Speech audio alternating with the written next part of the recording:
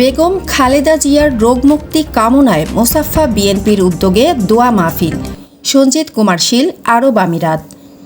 বাংলাদেশ জাতীয়তাবাদী দল বিএনপির চেয়ারপারসন, 3 বারের সফল সাবেক প্রধানমন্ত্রী আপসীন দেশনেত্রী বেগম খালেদা জিয়ার রোগমুক্তি কামনায় দোয়া মাহফিল ও চট্টগ্রামের সিংহপুরুষ সাবেক বিএনপির স্থায়ী কমিটির সদস্য, বারবার নির্বাচিত সাবেক সংসদ সদস্য শহীদ সালাউদ্দিন কাদের চৌধুরীর 10তম শাহাদাত বার্ষিকী উপলক্ষে মোসাফফা বিএনপির উদ্যোগে সংগঠনের সিনিয়র যুগ্ম সম্পাদক মোরশেদ আলমের সভাপতিত্বে মোহাম্মদ কামালের পরিচালনায় কারি আজিমুল্লাহর কোরআন তেলাওয়াতের মধ্য দিয়ে দোয়া মাহফিল গতকাল 28শে নভেম্বর মোসাফফা সানাইয়া 6 নম্বর একটি রেস্টুরেন্ট হলরুমে অনুষ্ঠিত হয়।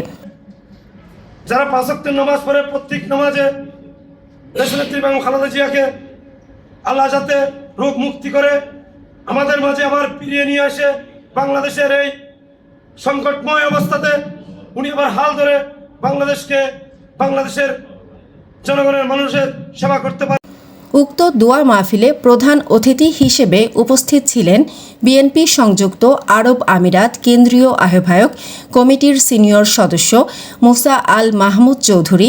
প্রধান বক্তা ছিলেন আবুধাবি বানিয়াস বিএনপির সাধারণ সম্পাদক আবুল কালাম, মোসাফফা বিএনপির অন্যতম সদস্য আব্দুল কায়ুম, সংগঠনের সাবেক সাংগঠনিক সম্পাদক জাহেদ হাসান, মোসাফফা বিএনপির মহিলা সম্পাদিকা আমেনা বেগম, সংগঠনের মুক্তি যুদ্ধ বিষয়ক সম্পাদক আলমগীর দেলওয়ার হোসেন, মোহাম্মদ মাহবুব, মোহাম্মদ জাফর, মোহাম্মদ আলম, মোহাম্মদ ফারুক, শওকত আলী সহ আরও অনেকে।